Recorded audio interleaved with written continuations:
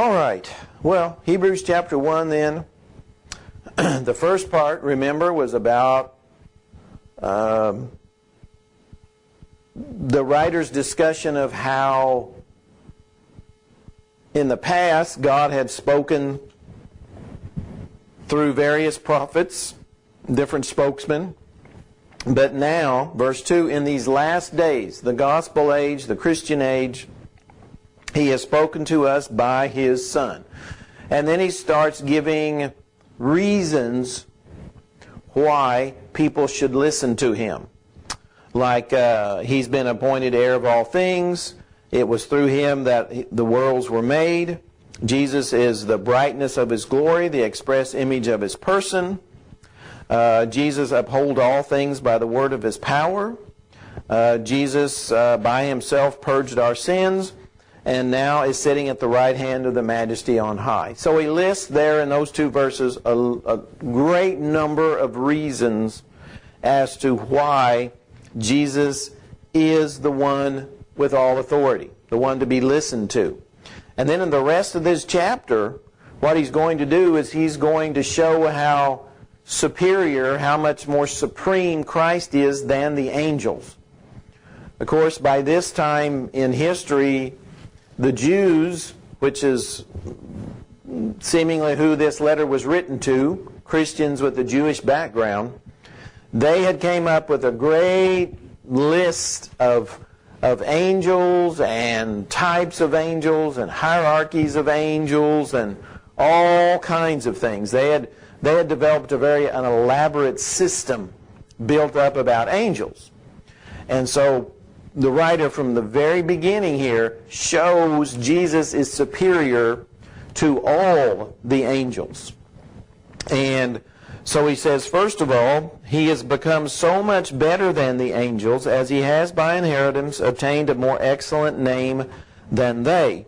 For to which of the angels did He ever say, "You are my son, today I have begotten you. And again I will be to him a father, and he shall be to me a son." So here's how he starts. Christ's position, His rank, whatever, is so much greater than the angels. He's above all of the angels. He's above every single one. If we turn to Ephesians chapter 1, we see one instance of where he talks about that. If someone would read Ephesians chapter 1, verse 21. Ephesians 1, 21.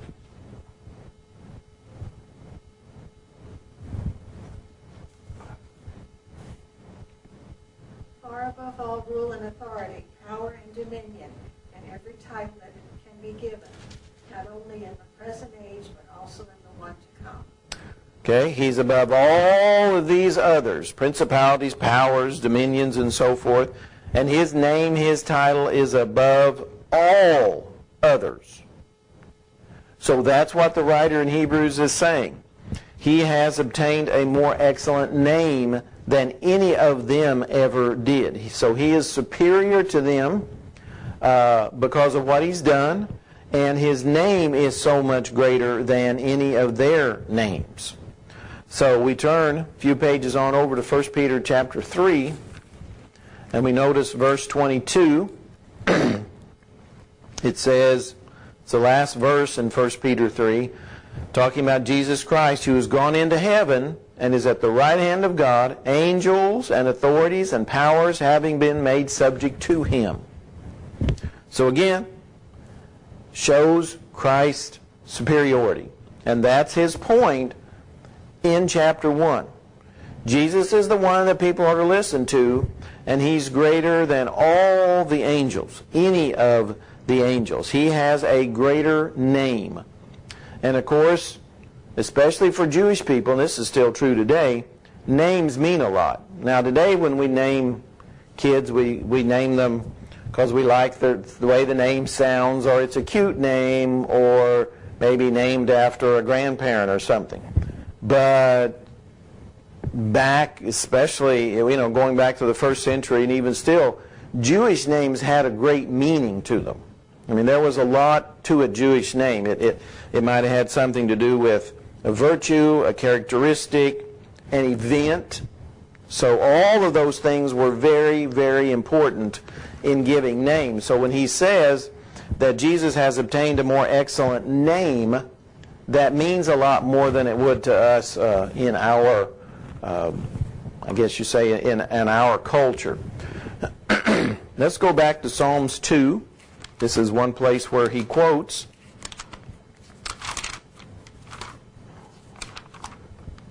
Psalm 2, verse 7. If you get there, please read it. Psalms 2, verse 7. I will proclaim the decree of the Lord. He said to me, "You are my son. Today I have become your father." My son. You are my son. The Hebrew writer says, did he ever say that to any of the angels? No. See, he's showing superiority again. He never called a particular angel, "You are my son." He never did that. Shows Jesus is greater. Well, when we go to Luke chapter 1, we see another case of this. Luke chapter 1. And if someone would read verse 35, Luke 1:35.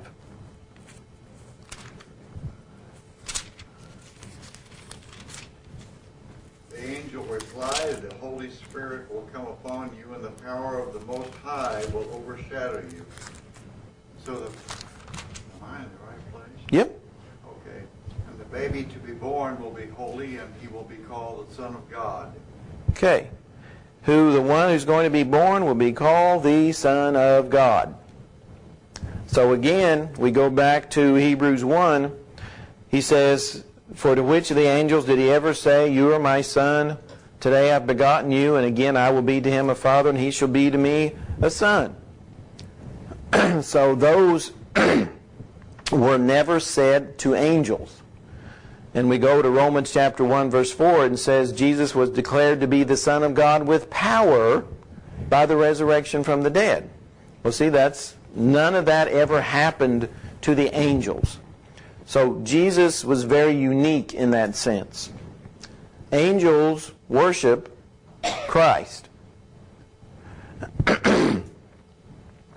Luke chapter 2, verses 13 and 14. Let's go there. Luke 2, 13 and 14. Will someone read those? It's a very familiar passage, especially this time of year. Suddenly the angel was joined by the vast host of others, the armies of heaven, praising God and saying, "Glory to God in the highest heaven, and peace on earth to those with whom God is pleased." With whom God is pleased. So there was an angel, a multitude of the heavenly host, praising God, glory to God in the highest, and of course, Jesus is part of God. Jesus is part of the Godhead. So angels worship Christ. They worship the Godhead.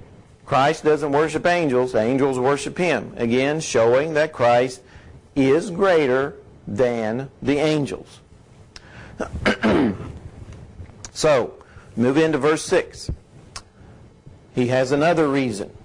But when he again brings the firstborn into the world, he says, "Let all the angels of God worship him." All right, again, this is referring to what the angels do. This is another reason that Jesus is superior to the angels. It says, "Let all the angels of God worship him."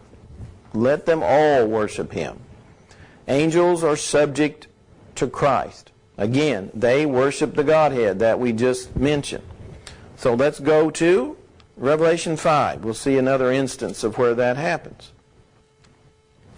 Revelation 5, we'll begin reading in verse 11. Revelation 5, verse 11. It says, "Then I looked," this is John, "Then I looked and I heard the voice of many angels around the throne, the living creatures and the elders, and the number of them was 10,000 times 10,000 and thousands of thousands, saying with a loud voice, Worthy is the Lamb who was slain to receive power and riches and wisdom and strength and glory, honor and glory and blessing. And every creature which is in heaven and on the earth and under the earth, and such as are in the sea, and all that are in them, I heard saying, Blessing and honor and glory and power be to him who sits on the throne and to the Lamb forever and ever. So there we have a picture of angels worshiping Christ, worshiping Jesus. And we know that angels are not to be worshipped. Angels are not to be worshipped. I know people worship them today, but the Bible is very explicit that we are not to worship angels. There's a couple of places in Revelation that tell us that. Revelation 19, first of all. Revelation 19, verse 10.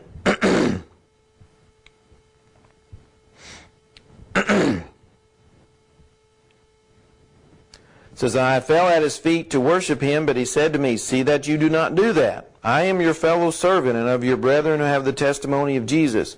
Worship God.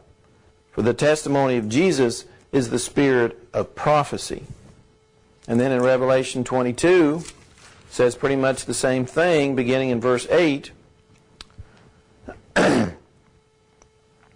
Now I, John, saw and heard these things, and when I heard and saw, I fell down to worship before the feet of the angel who showed me these things.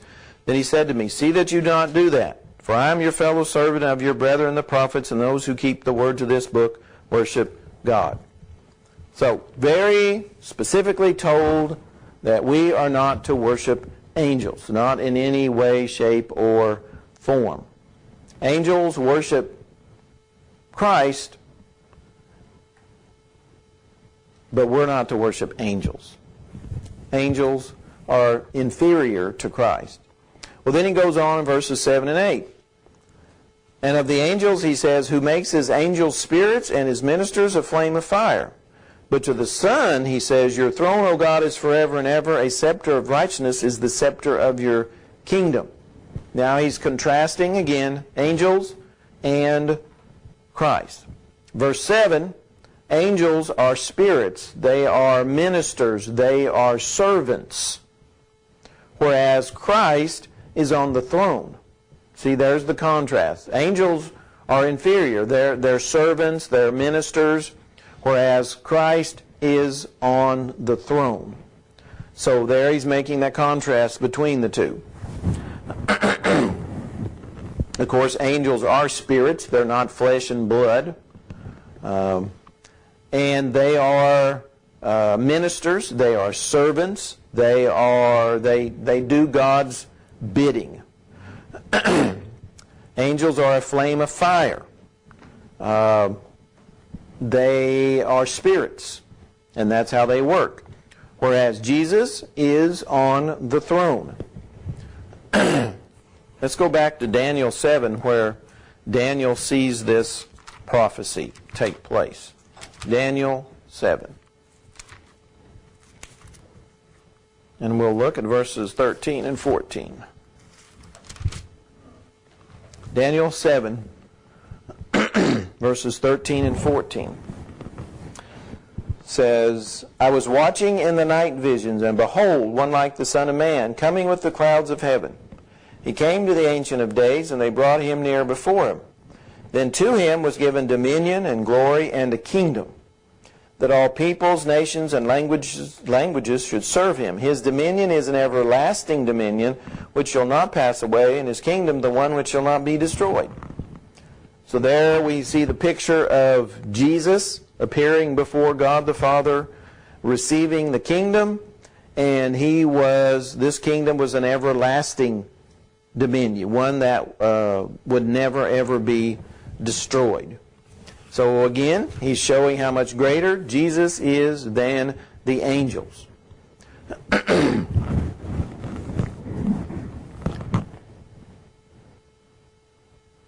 He has a scepter of righteousness, which is said to be the scepter of his kingdom. Scepter is something that showed that you were the one in charge. If you had the scepter, you were the one with authority, you were the one in charge, you were the ruler. So Jesus' scepter is a scepter of righteousness. And that is the scepter that he has in his kingdom. So he is superior to the angels in the sense of he is on a throne. He has the scepter. He is the ruler. Whereas the angels are simply the ministers, their servants to do his bidding. Remember, this is all about showing angels are superior, or angels are inferior to Jesus. Then verse 9, you have loved righteousness, in talking about the Son, and hated lawlessness. Therefore God, your God, has anointed you with the oil of gladness more than your companions. Well, the prior verse said that his reign was never ending. It was one of absolute righteousness. And it says, you have hated lawlessness. Jesus hated sin. He was completely sinless in every way. And as a result, God appointed him or anointed him with the oil of gladness. And back during the time of law of Moses, kings and priests were anointed to their offices by having oil poured on their heads. And so this is what Jesus had done to him. Remember that the word Messiah means anointed one. So when Jesus is called the Messiah, that aspect is being reflected. He is the anointed one. And he is called the King of Kings and Lord of Lords. There's been lots of kings throughout lifetime, but he is the King of Kings. None other like him at all. None can be compared to him at all. Well, he goes on, verse 10. You, Lord, in the beginning laid the foundation of the earth, and the heavens are the work of your hands. They will perish, but you remain. And they will all grow old like a garment. Like a cloak you will fold them up, and they will be changed, but you are the same, and your years will not fail. This is a quote from Psalms 102. We know that Christ was directly involved in the creation of the universe. And that's what John 1 through 3 says. Jesus was the creator. And he was there in the beginning. He was not a created being. He was there in the beginning. He was there to lay the foundation of the earth. He was there to bring the heavens and everything in the heavens into existence, because he's eternal. He doesn't change. Let's go back to Micah. This is another prophecy that we hear a lot this time of year. What? Went too far.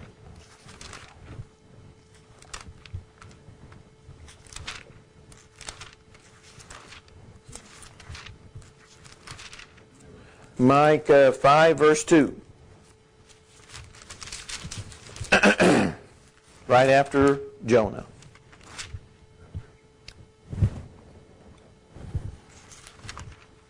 Micah 5, verse 2.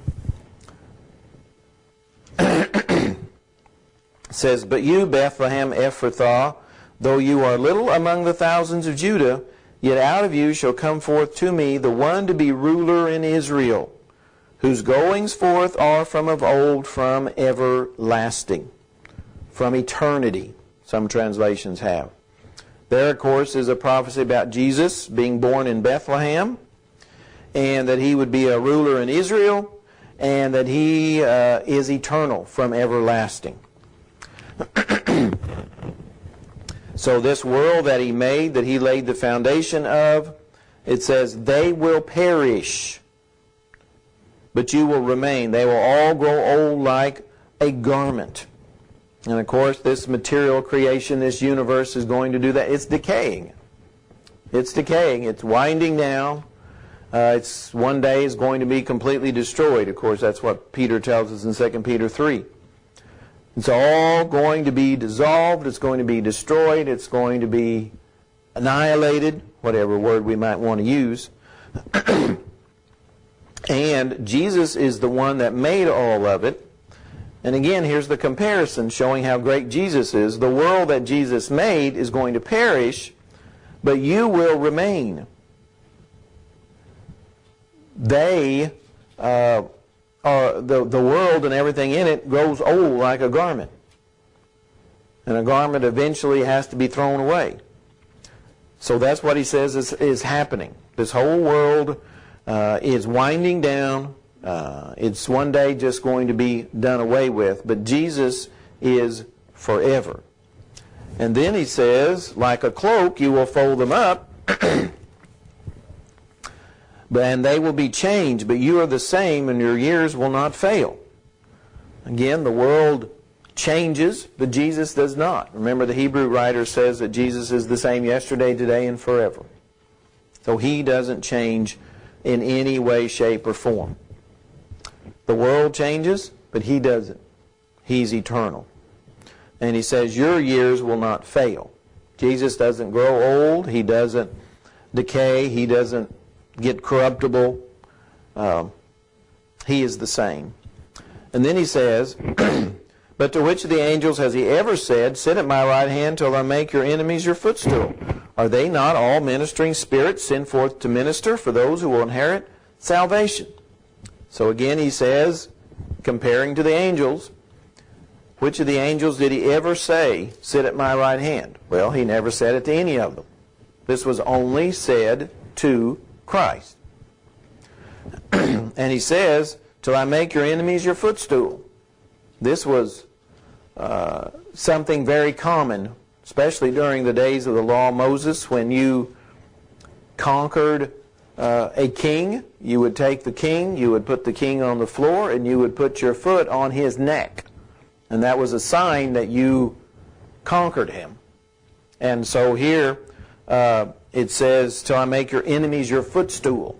So we have the picture of Jesus' enemies being on the floor and Jesus putting his neck on them. Joshua did this back in Joshua 10, did the same thing to kings that he had conquered. So it was a common thing for him to do. And of course, the last enemy to be vanquished, the Bible says in 1 Corinthians 15, is death. And that's going to be the final enemy that Jesus is going to put his foot on its neck. And then he finishes, are they not all ministering spirits sent forth to minister for those who will inherit salvation? Now he's stressing the fact again that angels are ministers. They're servants. They do what they're told to do. Jesus tells them what to do. Angels do it. So again, that shows that Jesus is above the angels. So by the end of chapter 1, the writer wants to make sure that the people reading this know that Jesus is superior to the angels in every possible way. And our sermon this morning is on angels. I thought it would be a nice transition just to talk about, especially this time of year. People are curious about angels. So our sermon is going to be on angels. What are they, and where did they come from, and what do they do, and do we have guardian angels, and some of those will be addressed in the sermon. So Lord willing, next week we'll get into chapter 2, and the first 4 verses there in chapter 2 are so important.